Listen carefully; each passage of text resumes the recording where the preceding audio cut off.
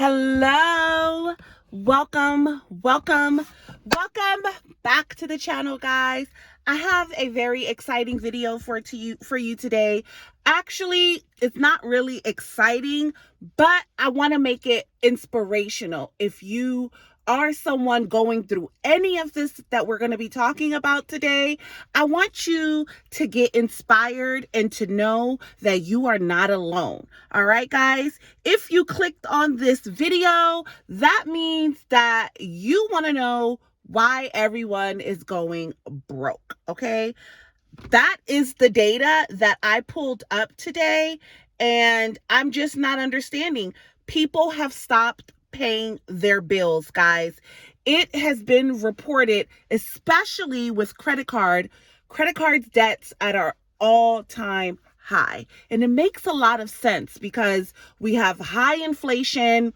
Everyone's bills have gone up. I know in the state of Maryland, electricity is just crazy. There are people in Baltimore County and Baltimore City who electricity bills who were normally like $200, $240, your regular electricity for a townhouse or a single family home, their bill has gone up like 45%. They're paying $700 a month. Well, they're not paying it because most people can't afford that, right? So that's a whole legislation that's going on in the state of Maryland, especially in Baltimore County and Baltimore City. They have been hit the highest with the high electricity bills that just came out of nowhere, it feels like, for people. And we've been going through it now basically since the summer. It's like, I know that's when me and my husband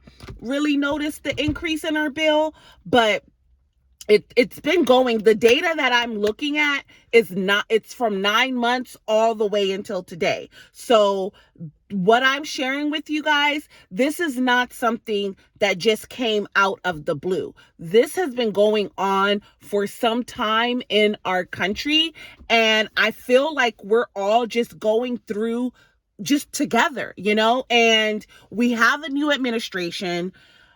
Y'all, I don't like talking politics on my channel, but like, people can't pay their bills and we are furloughing people. They have a hiring freeze in the federal government. They basically did away with USAID, and I think Department of Education is next. So there are a lot of people that may not take the offer of coming back to work. And I'm actually concerned, because in DC, Maryland, and Virginia, that's where I am, the DMV area, a lot of our economy is based off of federal workers. Like, our economy does not go if all of the jobs from the federal government are moved away from here. Okay. A lot of people are saying that that's not what's going to happen. They're rearranging, they're looking for the corruption. But guys, the data doesn't look like this is going to be favorable, because if they shut down USAID, they shut down Department of Education, or they shrink these departments, there are going to be a lot of people that are not going to be able to get jobs. They basically did away with a lot of DEI jobs, and that's a whole nother debate. Like, I know these words are kind of triggering, but yeah, in regards to our economy, based off of the trend where we've been going for the last 9 months, where people have just stopped paying certain bills because they just cannot afford it. It's not like Americans are lazy.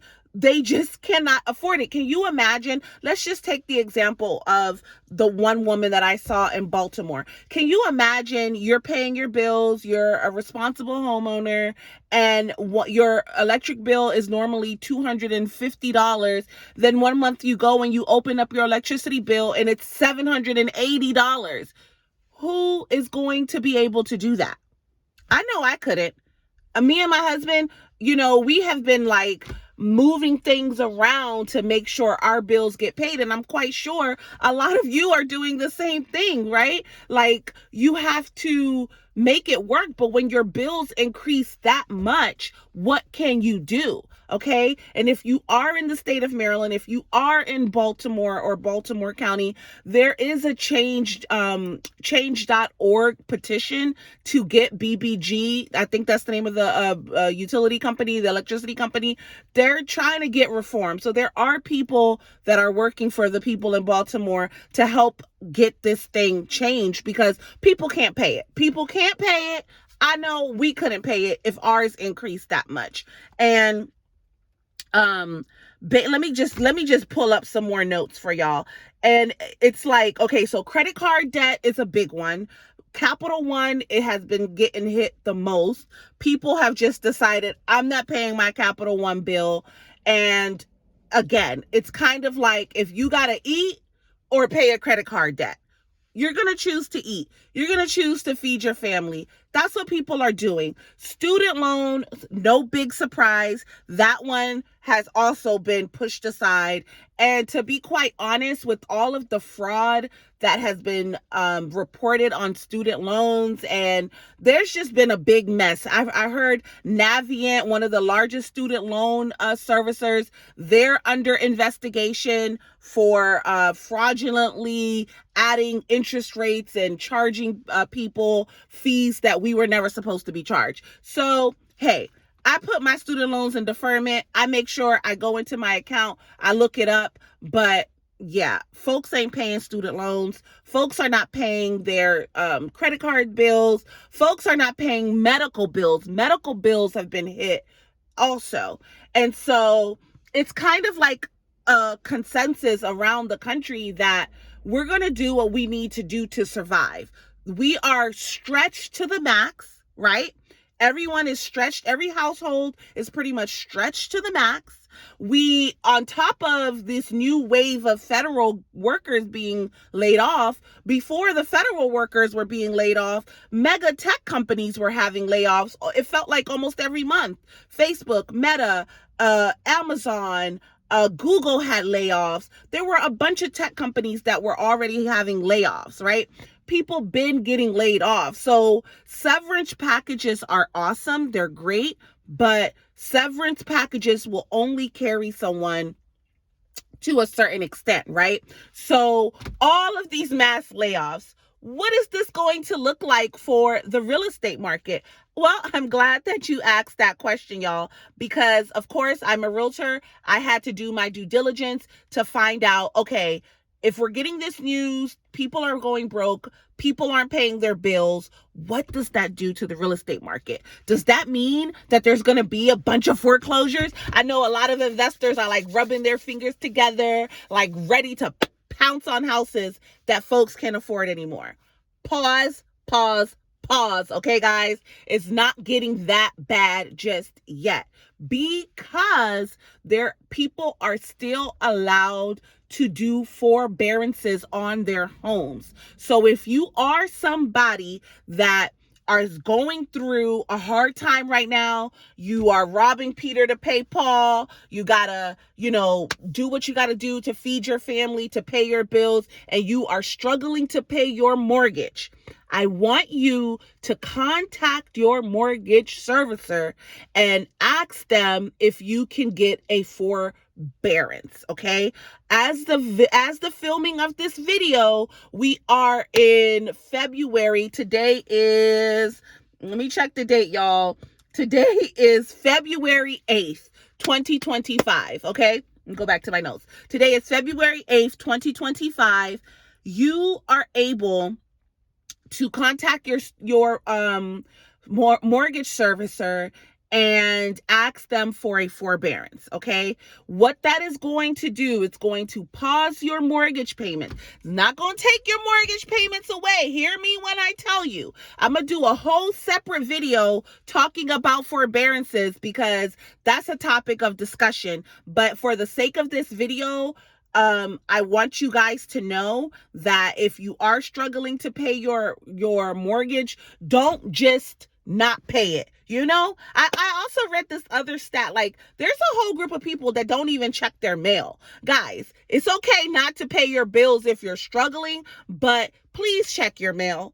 please check the communication that's coming from your mortgage servicer, especially, right? Credit cards, maybe you can deal with that online, but for your mortgage company, if you are somebody that has a mortgage, do not ignore the mail that they are sending you, because the more you know, the more you grow, okay? And if you own a house and you cannot afford to pay your mortgage, the number one step is not going to be foreclosure. First of all, foreclosure process takes maybe 90 days. It could even take up to 2 years to actually foreclose on your house. There is that. Number two, if you put your house in forbearance, okay? Put your house in forbearance, they cannot foreclose on it. Your mortgage has been paused. If you are having financial difficulty, financial hardships, this is what the forbearances are for. As of February 8th, 2025, forbearances are still being given out by mortgage providers. So call your mortgage company and have an honest conversation. This is what I want you to say. I want you to call, hello, 123 Mortgage. My name is John Smith, and I am calling about my mortgage at 123 Main Street. I right now have just lost my job and I cannot afford to make my mortgage payment. What forbearance options are available for me? That's all you say. That's all you say. And the person that answers the phone is going to give you some options, okay? They're going to put your mortgage, they're going to pause your mortgage, and they might do it for 3 months, 4 months, and then you may have to reapply, okay?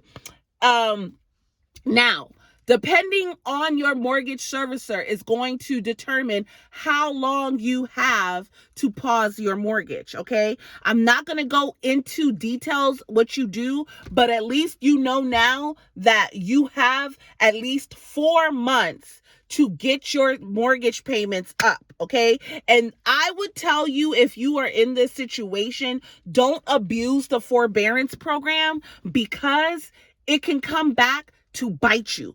If you drag it out too long, you're going to have more money that you have to pay back when it comes time for you to get your mortgage back on good standing. You're going to have more money to pay back. So the way that it works is that they can split the amount of money that you hadn't paid, like the mortgages that you hadn't paid, and they'll just add that to your current payments. You can pay it off like that. That's the quickest way to get back on good standing. Or they can modify your loan, and they'll basically add those mortgage payments to the end of your loan, which is going to add more time onto your loan. So let's just say if you have a 30-year loan, you've been living in your house for 5 years, but now you've come into a situation where you need a forbearance. When they modify that loan, it might add like 2-3 more years onto your mortgage. So it's going to take away from what you've already been paying on. But you get to stay in your house. So don't get cocky. You get to stay in your house, and you're not going to lose your house in foreclosure. That's the most important tidbit. I don't want y'all to get tricked out the bag, right? Remember what I told you. I'm bringing you this data. I'm bringing you these videos because I want you to be inspired. I want you to know that you're not alone, all right? We're all out here trying to figure out a way how to pay our bills. We're all out here trying to figure out how to stay above water. But for my homeowners, you should not lose your house in this market, because even though we are struggling as a collective, okay? Because the data shows that Americans are having a hard time. This is not just low income. This is middle income, middle to high middle income that the data is showing. Americans collectively are struggling to pay their bills, okay? So get the information that you need so that you do not lose your house. And the good news, like I told you guys, that foreclosures are not even up in our area in DC, Maryland, and Virginia. We are seeing more foreclosure filings, but they are not going to auction. And this is because people are learning how to work the system so that they don't lose their homes. If you do the forbearance, you're going to buy yourself at minimum 4 months. And then when you call your mortgage servicer and you let them know, hey, I've been working, I haven't found a job, I need another forbearance, they will probably more than like you give you another forbearance. I have spoken with people that have been on forbearance for a year. Right? Data shows that there are people that have been on forbearance since 2020. Don't be those people, because those people that have been on forbearance since 2020, they are skating on thin ice. Number one, you could just sell your house. Most homeowners have so much equity in their home that if they sold their house right now, they would walk away with that minimum 100 grand. And you could either buy yourself a condo or pay for rent for the next 4 years, okay, and have a place to live with that type of money. So don't be out here acting poor and broke when you got equity. All right? I don't know who that's for, but if that's for you, take it, okay? Take it and contact the realtor. You can reach out to me. I'll come by. I'll do a market analysis for you. If your situation looks very dim and it looks like, okay, you got to sell your house, I'm going to tell you. But also, if it looks like you just need some inspiration, you just need some motivation, I'm going to tell you that too. Because a lot of y'all are looking at the news and you are allowing yourself to get tricked out the bag, baby. This is your reminder right here, right now, that all you need to do is focus on paying what you can afford. Focus on paying the bills that you can pay. If you have to go out and DoorDash, Instacart, get on YouTube, create a YouTube channel. I have videos on my channel that talks about how to create a successful YouTube channel, and I'm going to bring you guys that as well. This video is more so about why everyone's not paying their bills, okay? And I want y'all to know that you're not alone and there are resources. But if you are a homeowner, do not lose your house because you just didn't do anything. No. If you're watching this video, you can no longer say that you don't know. Because if you don't have a forbearance, you can get your mortgage into forbearance. That's going to buy you time. If you've already been in forbearance and now the mortgage company is talking about foreclosing on your house, you still haven't found adequate employment that can cover your mortgage, because that's real. That's real. You could be like, Vicky, I have been trying, I have been working, I have been DoorDashing, Instacarting. I have been putting in the work, but the money isn't adding up. I still cannot afford my mortgage, and the bank is saying that they want to foreclose on my house. That's when you have to call a realtor. You don't have another option. That's when you need to call me or any other realtor that you trust, like, and trust. And we will come and do a market analysis and we will put your house on the market. Please do not wait until the last minute, because when we put your house on the market, that's going to slow down the foreclosure process. And when we get a contract, that stops foreclosure, because now the bank sees that there is an offer on the home. So they're not going to foreclose. The bank just wants to get their money. One way or another, they want to get their money. So if you get a contract on your house, they cannot foreclose on your home. But if you wait until the bank is literally giving you 30 days to be out of your house, and then you want to call a realtor, you're going to make our job so much harder. And it's going to be virtually up to fate for you to get a contract within those 30 days. So please be a smart home owner. Do not feel ashamed for where you are, because majority of the country is in the same shoes as you. But there are systems in place to help you keep your home so you don't have to lose your house. I am not a credit specialist, so I don't want to touch on credit card debt.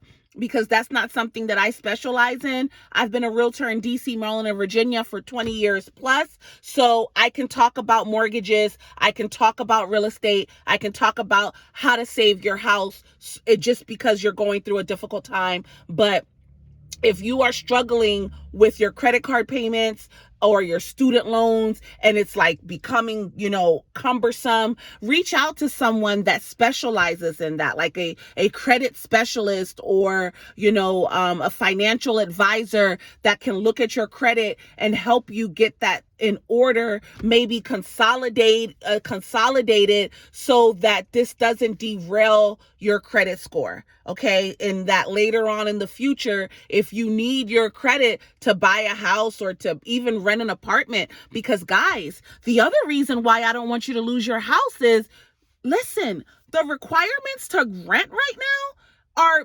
basically the same as getting a home loan.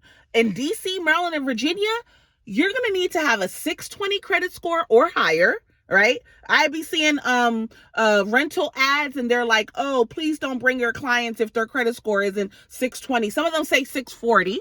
They want you to make 3 times the rent. So for example, if the rent is $3,000, that is the rent for some townhouses in our area. If the rent is $3,000, they want you to be earning $9,000 a month. Okay. So then you want to multiply 9,000. We're going to do this so I can show y'all that it's not a game out here. I don't want y'all. Everybody is struggling and everything is expensive. So we just got to come up with strategy to stay above water, right? Let me show you guys. So they want you to make, okay, so the rent is $3,000, right? $3,000. You have to make 3 times the rent. 3,000 times 3. That's going to give you 9,000, right? Now you want to multiply that because you're going to need a lease for at least a year times 9,000. So this is what they want you to earn. 9,000 times 12. Okay, so on average, they're going to want you to earn 108, right? I've had landlords tell me, no, I want them to earn at least 120 with a $3,000 rent. So even if you made $110,000 a year, some landlords will still not accept it because they understand that out of this 108, you have taxes. Out of this 108, you have your health insurance. So they want to make sure that you can really afford to rent their properties. So they're going to tell us, the realtors or the property managers, that we cannot rent that property to anyone who's earning less than $120,000 a year. Okay. That could be individual income or combined income, right? On top of making $120,000 a year, they want you to have a 620 or 640 or higher credit score. You can buy a house with those criterias. Okay. So don't think that, oh my God, I can't afford my mortgage, I got to go back to renting. I have made so many videos about this because there is just this weird energy going around on social media where people are trauma bonding and giving very bad, poor advice. Okay. You are not going to sell your house in DC, Maryland, and Virginia. Let me put that there. I'm a realtor in DC, Maryland, and Virginia.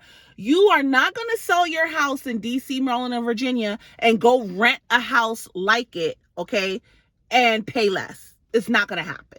It's not going to happen. So you might as well figure out how to stay in your home and continue to make your mortgage payments. Do the forbearance. If you have exalted the forbearance option because you've been on it too long and your mortgage company is like, nope, we're not extending it no more, and they want to proceed with foreclosure, now you have to sell. Now you have no other option. If you can't come up with the money to get your house out of that situation, you're going to need to sell it. Okay. Refinancing probably isn't going to work for you because when you refinance, you're going to have to come to the table and put money down. When you refinance, you're going to have a job and you're going to have the credit score to be able to qualify for the refinance. That's a whole nother video, guys. But I just wanted to bring this message to you guys again, because I don't want my people getting tricked out the bag. And if you are watching in any other part of the country outside of DC, Maryland, and Virginia, know that you're not alone. Know that everything that I shared about mortgages and forbearances, it's true nationwide. So talk to your mortgage servicers, find out what you can do. And if you know that you have given it your all and you're still struggling to pay your mortgage, contact a realtor. Contact a realtor, get your home sold. As of recording of this video, February 8th, 2025, we are in the winter, okay? This would be the best time to put your house on the market. If you're someone that's struggling to pay your mortgage and you have not found adequate employment and you've given it your all, you've done everything you can, then maybe you should get with a realtor and start looking into putting your house on the market. And I'm just telling you, I've been doing this for 20 plus years, guys. The people that sell their houses before the spring and the summer are going to be the ones that get the best deals. Because in the spring and the summer, especially in DC, Maryland, and Virginia, and any other part of the country where federal workers have been affected, trust me when I tell you, this is going to have an effect on the housing market. Unless they give these people new jobs with the same type of income where they are not going to struggle. But if you wait until everybody's severance packages, they go through that money and they can't afford to pay their mortgages, and then now they decide that they need to sell their house, it's going to get ugly for homeowners that can't afford their home and they wait too long. It's going to get grim. So don't wait that long, okay? I am not a economist, okay? I'm just a realtor. But if I can say based off of my experience, I think that this year is going to give us an outlook of what's to come. This summer is going to tell us exactly where the real estate market is going to go. If we see an influx of houses come on the market for homeowners, that's not a good thing. That's not a good thing, because the more houses buyers have to choose from, the less equity you have, the less your home is going to be worth. Also, guys, I made a video about this like earlier this week. Trump is talking about correcting home value by $50,000 at least, okay? If that happens, that means that your equity is going to go down at least $50,000, okay? Time is not on your hands. So you got to get strategic on what you're going to do, but try to keep your house. Do everything in your power to keep your house. If you have to rent out a room, rent out a basement, put your house on a website called peerspace.com. You can create some nice areas in your house where people can come in and just rent it. If you have a large home, they can rent space by the hour. peerspace.com. Put that in the comments below for me, guys. If you're watching this and I haven't done it, peerspace.com. That's an alternative to Airbnb. If you're someone like, I don't want to share my space with other people, but if you're struggling to pay your mortgage, babes, you're going to have to get creative. You're going to have to get out your comfort zone, because in DC, Maryland, and Virginia, rent is high. So if you got a mortgage, it's no different than rent. Do what you have to do to keep your house. Get out of your comfort zone. That's it, guys. Thank you so much for joining my channel. I am Vicky Koger, your local realtor here in DC, Maryland, and Virginia. I will be bringing you these videos weekly to inspire you, to motivate you, to uplift you, but most importantly, to make sure that you are informed homeowners and future homeowners alike. Until we meet again, bye-bye. Oops. Let's see.